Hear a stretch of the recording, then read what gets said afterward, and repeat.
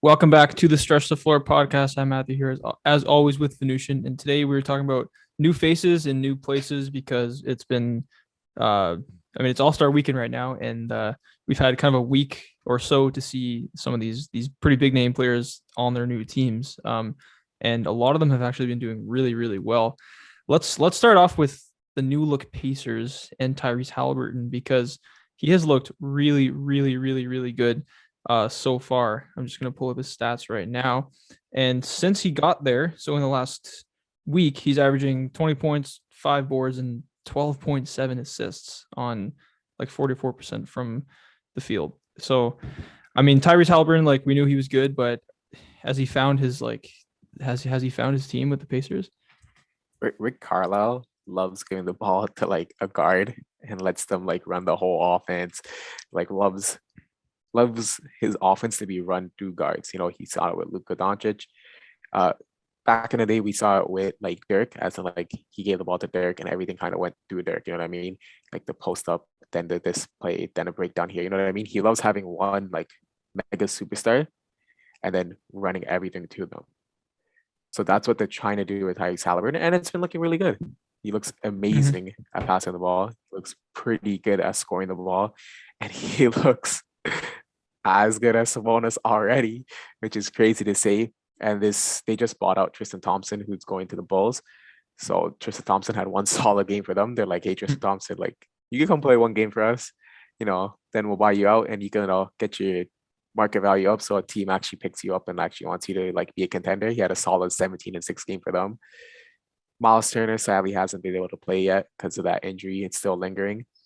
But once you upgrade Goga Bitadze to a Miles Turner, someone who could shoot, someone who's a better vertical threat, someone who's a better defensive player, someone who's better at switching, like this Mm-hmm. team's going to be pretty lethal. And Chris Durante only played what, 1 or 2 games with Tyrese Halliburton, and he was lighting it up, hitting those threes, everything like that. Uh, Sadly, he got injured too with the foot strain, I think. So he missed the next 2 games, and he should be returning back soon. And Brogdon still hasn't played with the Achilles soreness, so and TJ Warren, who's still on this team, still hasn't played this whole season. So Yeah. they're Yeah. dealing with a lot of injuries. And even though their team is depleted, if you add a Brogdon, Miles Turner, Duarte, and TJ Warren back to this team, like they become a playoff team. And this is just a time for Tyrese Halliburton, guys to step up, prove their role. Even Isaiah Jackson, someone who's looked like an amazing rookie now, has been hurt and little injured, banged up, so he couldn't play a couple games too. So this Pacers team, with Isaiah Jackson, Miles Turner, all these guys returning, and Tyrese Halliburton playing at the current level he is, it's going to be great to see. Another standout for the Pacers, and I feel like we love him because he's from Toronto, but that's O'Shea. He's just been able to his switch ability, his defense, his spot up 3-point shot. Man, this Pacers team looks fun. Like they have a superstar or someone who's playing at a superstar level, Tyrese Halliburton. They have a bunch of star players or solid starters who are going to come back from injury soon or next season. And then they have a couple of young, interesting guys who could blossom into solid starters or maybe even beyond that, and Isaiah Jackson and Mm-hmm. Durante. They have O'Shea Brissett, who's someone who's switchable, defensive. Like this is a fun team. Yeah. The only thing I feel like this team might be missing is like that like superstar scorer, that star scorer. Yeah. And I don't think they really like I don't think they had it before, but they don't have it yet. But like outside of that, like they kind of have everything else, right? Because Halliburton might be like it looks like he could become like good enough to Chris be the second Paul. best player, like a Chris Paul, like good enough. Yeah. Wow, like Chris Paul, because Chris Paul could be the best player on a championship team. Like he was that good at least at points in his career. So Yeah. I don't know. Do you think Halliburton's that good to be like the best player on like a winning team? Because I feel like he's more like the perfect complementary piece to like a star scorer. But I mean, like Chris Paul didn't win as the number one option. Yeah, And you can say injuries and stuff, but yeah. the second we've seen Chris Paul move to that secondary role, With James we Harden, yeah, we've seen him almost win a championship with James Harden yeah. if it wasn't for his hamstring. We've seen him make it to the finals, and if it wasn't for his hand injury, potentially win Mm-hmm. a championship last season. We see him blossom as a second star. When Chris Paul's a second star, his team's a contender. When he's the first star, it's a really, really, really good team that maybe should have won a championship with the Clippers, but Mhm. You know what I mean? They were never the favorite. So I think Tyrese Halliburton's you can't say he hasn't shown that level of potential, which is like one of the all-time greats, because he's able to do everything. He's able to drive to the rim, he's able to shoot the three, he's able to hit the floater, he's able to get his teammates going at the beginning of a play, at the beginning of a game. Mhm. He's able to do it off a scramble. He's been able to do it late in game situations. Obviously, I'm very high on Tyrese Halliburton. I was high on him in the Kings too, but this guy's elite. He's 6'5", so he's a little taller too, which is good in nowadays because everyone's a little taller. So Mhm. that's going to be helpful for him. And once you bring in someone who I think is going to be the perfect backcourt mate for him in Brogdon back, someone could also dribble, also shoot, also do everything.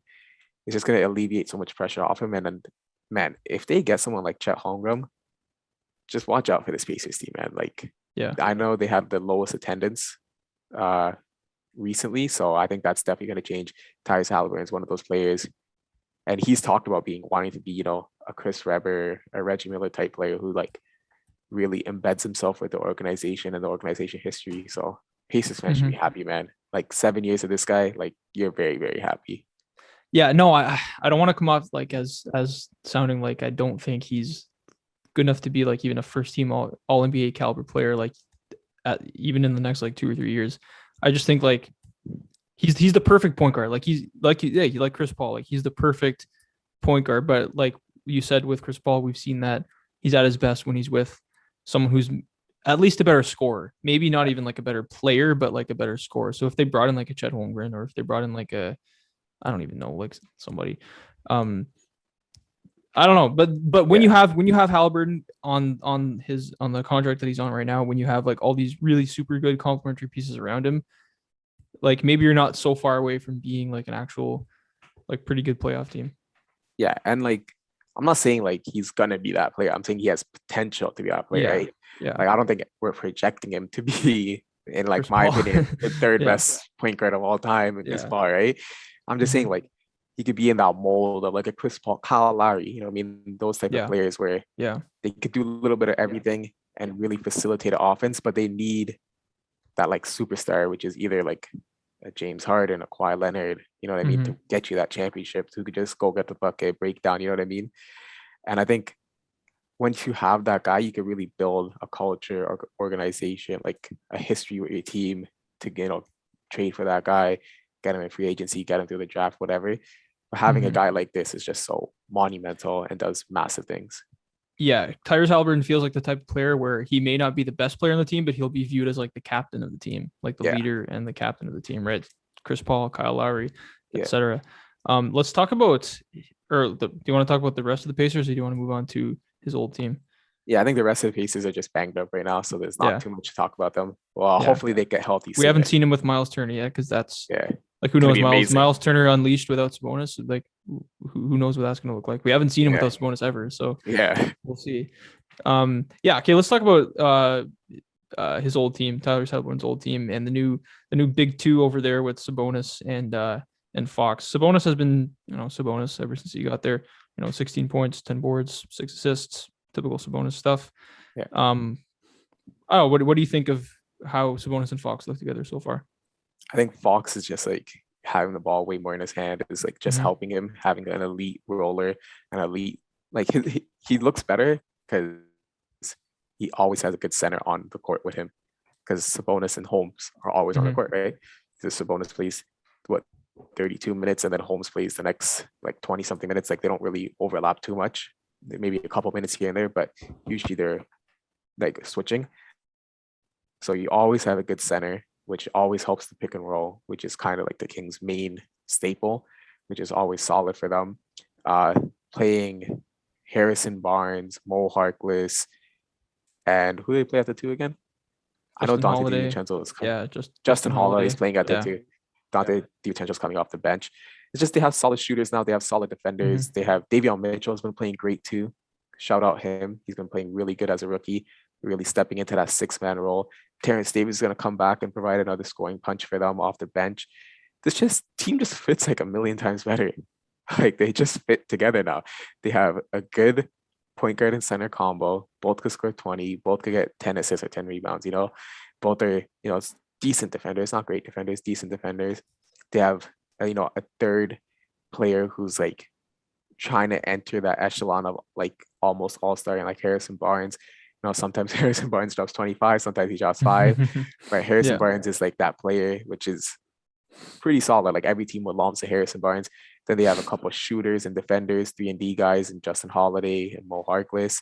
Then off the bench, they have another more 3-and-D guys, Dante DiVincenzo. Then they have a couple of scoring punch with Terrence Davis. Then they have another solid rim running center, Holmes, and they have a solid backup point guard / six man and Davion Mitchell. This team just fits well together. They're playing well together. I think they should be shoo-ins, or they're at least my favorite to get into a playing spot. Like they should make it, I think.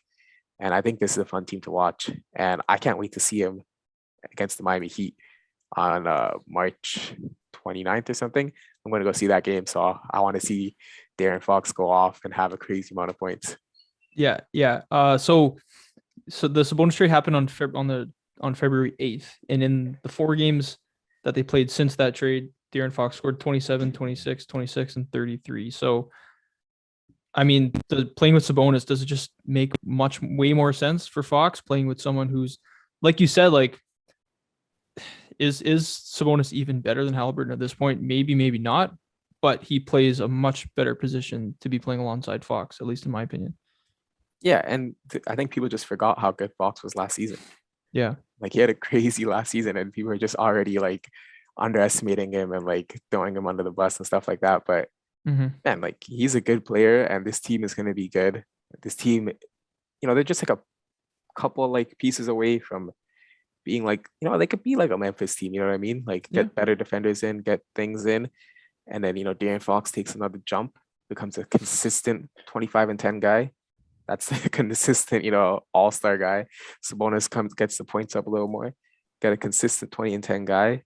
Like this team could be fun, man. Watch out for them like the second half of the season, making a play-in push, and watch out for them next season, trying to be consistent playoff teams. And people are gonna be like, oh yeah, like well, blah blah blah blah. But like they have such a bad stigma and reputation right now as like the hell of the NBA. Like removing that is worth trading a guy like Halliburton. Like if you look at it from the Kings' perspective, this trade was worth it because being a play-in playoff team consistently year after year, ending this 15-year drought and stuff like that, like it's just going to help their reputation, which is something they need to do really, really badly. I agree. Like if you were to analyze this trade, remove like the team names, forget like who the team names are, like you don't know who they are, you're just looking like at the rosters and like and the trade breakdown, like you were very against, you thought they lost this trade, and I probably agree with you on paper, but when you consider all the other factors around it, like they haven't made the playoffs for 15 years, and like just they're suffering fan base and everything. I think this I like the trade and I still like it, and it seems like you at least have like come around on it a little while bit. Maybe they gave up too much value. What they have, maybe there's a little bit of addition by subtraction going on here because their team just makes so much more sense. Yeah, they just got this big bodies that they needed and got rid of some guys, so makes sense. Yeah. Okay, so let's talk about another team that has a new face. Maybe not as big of a face as Sabonis or Tyrese Halliburton, but our Toronto Raptors brought in Thad Young. And he's been good. I mean, I don't know if they've won since they got him because they were on a 7-game winning streak and then they lost the next 2. But I liked how he's looked so far. Just typical, versatile, hardworking Thad Young, really good at rebounding and just doing his thing. So where do you think he fits into this rotation? Is he going to be like, when come playoff time, is he ahead of Chris Boucher? Is he where is he in this rotation? Is he this straight up 6-man or what role? I think he's going to get that 6-man role. I think he's going to get minutes over Birch, over Boucher, all that stuff, just because he's so solid at everything. You know what I mean? Like Birch is great at running to the rim, rebounding, team defense, energy. Same with Precious is kind of the exact same with like to a lesser extent. And then Boucher kind of provides you that little more spacing and a little more block shots and a little more high intensity play, stuff like that. Whereas Thad Young's someone who could do a little bit of everything. Could shoot the ball a little bit, could play a little bit decent defense, could switch a little bit, can rebound a little bit, could play make a little bit. You know what I mean? He's just like Mhm. a combination of all like three of our bench players combined. Obviously not as good as probably a shooter as Boucher, probably not as good as a rebounder as Birch, but he's a better, you know what I mean? Like he's better Yeah. at like combined overall, right? Yeah. So that's just going to provide more versatility for the offense. And we've seen it. We've seen when Fred VanVleet couldn't play that second game, Birch started, but we've seen Thad Young get heavy minutes, and you've seen them run like a team of like Pascal, Scotty Barnes, Thad Young, OG, and Gary Trent Jr. And like they're just switching everything besides Gary Trent. Mhm. They're just Mhm. switching everything, rotating, and it's just hard for the team to match up against, right? The other teams. And I think once he learns the playbook, once he gets more accustomed to our offense, which I think this All-Star break is going to be huge. I think the next time we see him, he's going to be a lot better than he was the last two games.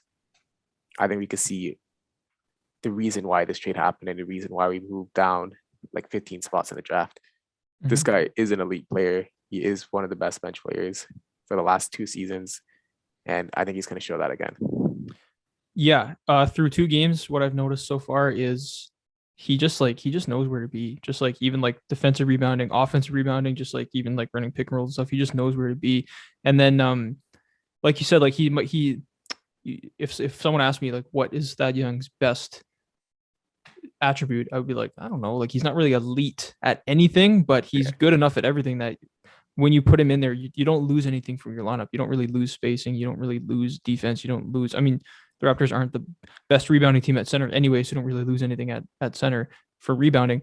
And like you said, like you can run out that lineup where you can literally switch everything. Like you can let Fred VanVleet take a break and run a lineup of Scotty at point guard if you wanted to, or Pascal, because Pascal has basically Point been guard. point Yeah. guard number 2 this year.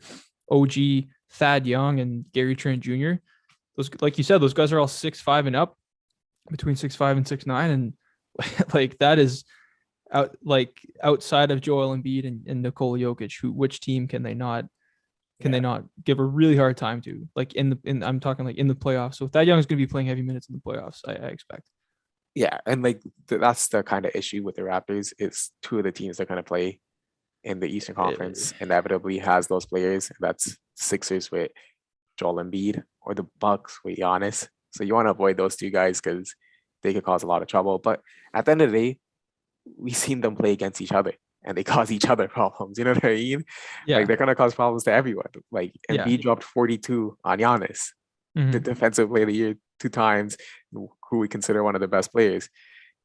Giannis dropped 32 and 15 on Embiid, who's probably like one of the front runners for MVP and defensive player of the year this year. You know what I mean? They cause trouble to everyone. So I think if you can't focus too heavy on those anomalies, those MVP candidates, because they do it to everyone. And I think the Raptors know they're building something right and doing something right. Because if you talk to any player that's ever been interviewed about the Raptors, they say, "Oh man, it's Yes. tough to play against them." Yes. That's all they say. Like the length, the switchability, and all the stuff that they're doing, it's tough to play against. And it's good to hear because come playoff time, you're gonna have to have these tough matchups because the East is stacked. Like besides the Cavs, who's probably the first easiest matchup in the 1 to 4 seed, you're gonna play what? Giannis and the Bucks, the 76ers, or the Bulls. Like it's gonna be a tough who you play. And the Raptors are a very exciting team that could potentially upset one of those guys. Yeah, I think that this is some of the most parity I've ever seen in the Eastern Conference. Yeah. Like, it's crazy because like I feel the play-in is going to be so interesting this year in the East because like if like winning that Kevin 7 seed, Durant. yeah, Kevin, yeah, like, I know, but even outside of that, like the last couple of years, like winning that 7 seed, it's like okay, great, like now we get to get killed Swept. in the first round, like whatever, it doesn't really matter. This year, like you really feel like you could do something if you win that 7 seed Yeah. because you could be playing the Bulls. Now the Bulls are awesome, but they're kind of their first year together, and like I don't know if everyone fully thinks they're gonna win a championship this year. So I don't know. But Yeah. yeah, the Raptors have always been one of the hardest teams to play against, and that kind of thing travels in the playoffs. Like even if you're not hot offensively, if you're just one of those teams that's annoying to play against, and Thad Young fits perfectly into Yeah. that mold, yeah, like that's what we want. And if like let's say we win the 7 seed, we and Kevin Durant gets the 8 seed, Kevin Durant and the Nets. and then we play the Bulls, the first round matchup. I'm not like super negative Yeah. about that. Like I think Yeah, we have me a neither. chance at Yeah. winning that. Like I think like Yeah. for Van Vliet, his lockup defense on Zach LaVine, Gary Trent Jr.'s defense on Zach LaVine, then OG just guarding DeMar DeRozan. Then I think we done a solid job on Vucevic, like the switchability, Pascal Siakam, and then us just running out. Obviously, they have Yeah. great defenders too, and Lonzo Caruso coming back, and their defense is going to get a lot better, and their offense is pretty amazing with DeMar. But like I'm saying, we have a chance. Like we have a good scheme, we have a good switch, everything. We have a good we have a chance against them, and that'll be a very fun matchup. I know like there'll be a lot of DeMar DeRozan Raptors jerseys. I think Oh he's yeah. one of the most sold jerseys. But yeah, it'll be a good fun matchup to see, and I would like that matchup. Me too. Who's guarding Siakam on that team? I like Lonzo Ball. Like is he like he's 6'6"? Siakam's like 6'7", Patrick 6'8". Oh, if Patrick Williams, if he Williams comes comes back. back. Yeah. Yeah. Okay. Yeah. Yeah. True. Yeah. Um yeah, but that would definitely be like Fun matchup. I agree with you. Like the Bulls are really good, and I if the Raptors don't win the championship, which I don't think they will, I want the Bulls to win the championship this year. Yeah. But that would still I wouldn't be nearly as afraid of that matchup as I would of the Bucks or the Sixers. Yeah. Maybe wrongly, maybe you should be as afraid, but for some reason I don't feel as afraid. I don't know. Maybe because like I wouldn't mind losing to them that much because I just love DeMar DeRozan so much. Yeah. Okay, I think we need to talk about the Blazers again, because Anthony Simons just I don't know what happened to this guy, but the last 2 weeks he's averaging 26.5 points and 5.5 assists, making over 5 threes a game, shooting over 48% from the field. What is going on with this guy? Is like, man, people were always high on him as a prospect, but it seems like he's finally breaking out. And what does this mean for the future? Like, does he make Dame expendable? That how crazy as that sounds, like what is going on? He's 22 years old. He's averaging those crazy stats that you said. They're on like a 4-game win streak. They're pushing for that play-in spot. Anth is his nickname, and it's anti-tanking. That's his nickname. He ain't gonna let you get a top pick. He's just that good. Man, he's been playing amazing, and we just seen this whole team. Like they're just doing everything. They're just playing hard. Like everyone's playing so hard. Someone like Josh Hart. Oh my God, Josh Hart's been amazing since he got to the Blazers. Just driving in, getting foul calls, playmaking, scoring, rebounding, doing a little bit of everything. Defense, an amazing player, amazing pickup. He's scored over 20, I think, in each of the Blazers games. He's been playing amazing. Nurkic had a monster game last game with over 30 points. He's been feasting. He's been being able to get on defense, being able to switch, being able to block shots, being able to rebound. We've been leading this team as kind of like that veteran on the court. Been playing amazing. And then Justice Winslow, probably the biggest surprise. A lot of people view that trade as a throw-in. And Justice Winslow has been the best player from that Clippers trade. He's just starting, playing defense, shooting threes. That Memphis game, he was massive. Like he was instrumental. Like he was a huge player. And this team is just like they went from like, oh man, like when all those trade happens, everyone was like, oh, they're blowing it up and stuff. So now they're becoming like a league-wide favorite. Like it's such a fun team to play. Like that Memphis game when I was watching that, like I was rooting for them. Like everyone was playing so hard. Anthony Simons was like entering, like he was dueling and like he was entering. Like I was looking at him and I was like, man, this guy could be like a superstar. Like he just pull up threes. He's so good at it. He takes so much of it and he shoots a good percentage of them on them. And like he just drive to the rim. He could play make. He could pass. He could find like open teammates. He could scramble. He could construct a play. He could do everything. He just has superstar potential. Josh Hart looks like an amazing third option on a championship team. Like that's how good he's playing. Like, scoring 20 defense, play, make everything. They look like a great young backcourt. Obviously, Josh Hart's not too young. I think 27, 26. But Anthony Simons is only 22, man. Like this team is fun. I hope they made. Yeah, so I think they could really make that push to the play-in. I think they're going to be a fun team. I think the player they traded away, CJ McCollum, and them fighting for the play-in spot is going to be fun to see, especially down the season. And if they miss the play-ins, like they get their pick, they're happy with it. I'm pretty sure they're like okay with it. It's just like they're all playing just to play. Like playing hard. Chauncey Billups is coaching pretty good too, like running his plays. There's no like superstar he has to feed or superstar he has to go through. Like they're just playing fun and having fun, man. It's definitely a fun team to watch. Justice Winslow is definitely gonna like he's definitely proved he's an NBA player and he's a solid role player and a solid starter even. So like that's happy to see him do that. I always thought he had the potential, especially with those Miami Heat days. I think everyone thought he had the potential. Yeah. Then it was just injuries that slowed him down and derailed him. I'm happy to see him get back to it. And man, it's just fun to see. Yeah. As much as I think fans and maybe even Blazers fans want a tank to happen to get that Chet Holmgren, to get that whatever top 3 pick, I think having a 22-year-old break out to this level and leading you into play-in contention, even if you get a higher pick than you were probably hoping, I think that's probably more valuable, right? Yeah. To like have it like having Simons break out like this, and if he does this for the rest of the season and actually wins you a bunch of games, then like you have the guy that you're building around in the future, right? So Yeah. I like that. And the Blazers have always been very high on him, like even going back to his Yeah. rookie year. Like, even when no one knew his name, he wasn't doing anything. He wasn't getting playing time. They were always super high on him. And I mean, I guess their faith in him is paying off because I did not expect this. And another 22-year-old that they traded away to our team, the Toronto Raptors, has been doing kind of similar things, scoring 30 Yeah. points quite frequently in the last couple of months. But that might be due more to, I mean, he's obviously super talented, but the Raptors development team is kind of one of the best in the league. So yeah, imagine that backcourt. Gary Yeah. Trent Jr. and Anthony Simons playing together. Oh man, they would be happy. They would be so happy Oh, if they yeah. had those players, defense, backcourt, shooting, playmaking, and just like a whole swagger around them. Like Yeah. that would be one of the backcourts for the future. The only problem is they traded him away. Is what it is. Learn from your mistakes. The only problem I was gonna say is if they make the play-in, they don't have a pick this year, this draft. They just 'Cause don't have a pick. They traded that pick to the Bulls, where it's protected 1 to 14. So if they make the play-ins and make the playoffs, the Bulls get that pick, and they just lose it. They traded him for Larry Nance, who's not even on the team anymore. So that kind of sucks. But I think with how good Simons is playing, you don't want to do something like OKC does, where you sit him. Yeah. Yeah. Because it's just going to put a bad taste in everyone's mouth.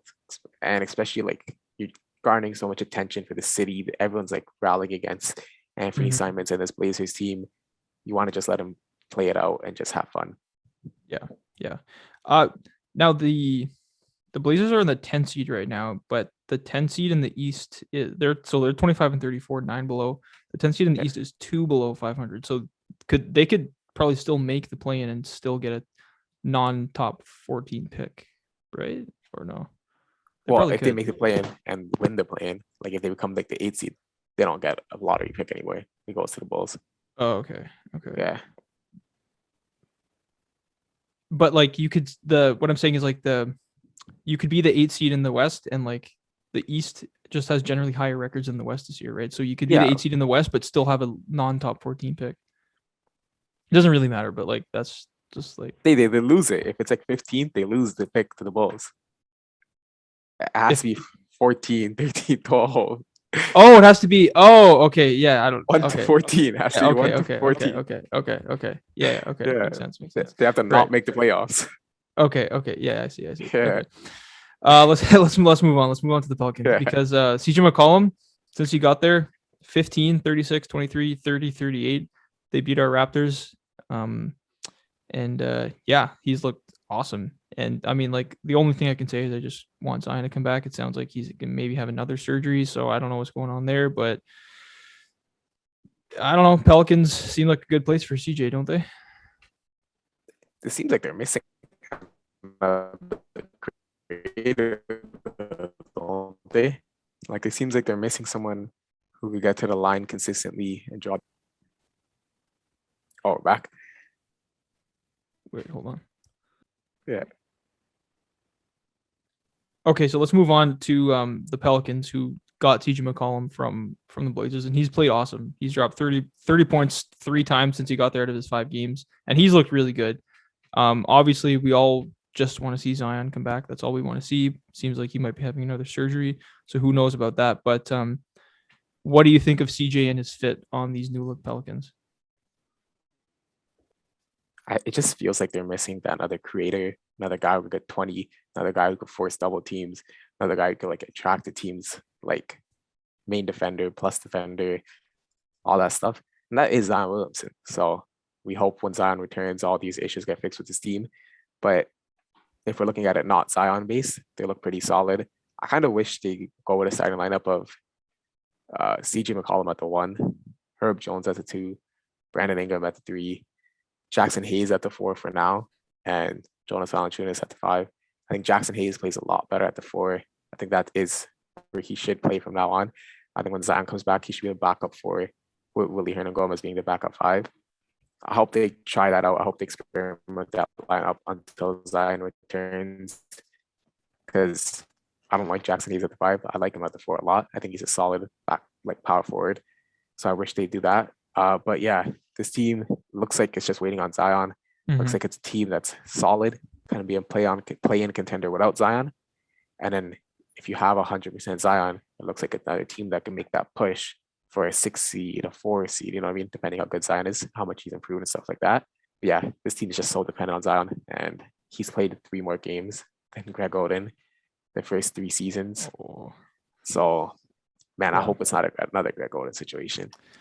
Yeah, I mean, let's assume that Zion does come back next year, maybe. I don't know, but with JV spacing, with now you had CJ, his scoring and ball handling in there with Ingram, and then Zion, who you said a guy who attracts double teams, and that's what Zion does, right? He's going to be attracting double teams, and then there are other guys like those other 4 guys playing some 4-on-3, moving the ball. Like all of them can score, all of them can shoot. That would be a really, really fun team to watch. And then those guys like Jackson Hayes off the bench that you listed. Yeah. So if Zion comes back, if Zion's healthy, this is a really fun team. And this team I think they could just make the playoffs, never even mind the play in. But it's all about we Zion. don't know anything but Zion. Yeah, we know nothing but Zion's help. Yeah. But even without him, they're still an interesting team. They're still a fun team. Like given a clean slate next season, just CJ Ingram, JV, Jackson Hayes, whatever. I think they could still fight for that play-in. So adding Zion to a team that could make a play-in, who knows how good they could be, right? Yeah. Okay, so one more team to talk about. Let's talk about the Celtics, who are also new look, bringing in Derek White. It's only been a couple of games. What do you think so far of Derek White's fit on the Celtics? He's just exactly what they need: a plus defender, a shooter, a catch and shoot shooter, and someone who makes passes, which are hard to make. Someone who will try to make passes which are hard to make and make them. You know, he saw these. He had these 2 passes to Grant Williams. Grant missed both of them, but it was just like crazy passes. It was like a wraparound to right under the basket for Grant Williams to score a layup. So yeah, like he makes those hard passes. Grant Williams was the receiver of both of them, so sadly they missed both of them. But like he's just someone who could get open looks for his team out of nowhere and facilitate that. And that's exactly what the Celtics need. Yeah, I mean, just nice glue guy, just perfect guy for that team. The Celtics are, they're doing pretty well. They're 9-1 in their last 10, and in that 6 seed right now in the Eastern Conference. So, Derek White is the type of player you want on a playoff team. Like he's just gonna do everything. He's the play some defense, make some good passes, hit some threes, just basically be a better Josh Richardson, which is who they had before. So I think, he's just a good player to have when you're making the playoff push. Yeah. Okay, so that kind of covers all the main out of the plans. Wait, go again. We cut off. Yeah, and they're out of the plans now. Yeah, exactly. They're out of the play-ins. Yeah. Okay, so the only other new faces that we haven't talked about are the guys who haven't played yet. James Harden with the Sixers, who seems happy there, at least for the time being. And Ben Simmons, who also hasn't played. Once these guys come back, like the East could radically change in the way it looks, but I don't know. Any thoughts on them? We just gotta wait and see they come back. Hopefully they both return soon after the All-Star break. Yeah, hopefully. I think I think Steve Nash said that Kevin Durant might be coming back first game post All-Star, which even if he doesn't, it seems like he's going to be coming back sometime relatively soon, right? So yeah, let's hope. Okay. That covers it. There isn't really much else to talk about because it's All-Star weekend. 3-point contest tonight, dunk contest. Fred VanVleet. Fred VanVleet. Is Cat had a little bit of a thumb thing. Is he playing in the 3-point contest? I think so, but it doesn't matter. Freddie's winning it. Yeah, he is. Has a center ever been in the? I think Dirk was in it once. Yeah. Maybe. Pretty cool though. Anyway, thank you guys for listening to this episode. We'll be back next week like we always are. In the meantime, you can check us out on all our socials. Instagram at Stretch the Floor Podcast, YouTube SCF Clips. Subscribe there for the best clips from the podcast. Most importantly, subscribe to the podcast feed, leave a like, rating, review, iTunes, Spotify. It all really helps. Thank you again, and we will see you next week.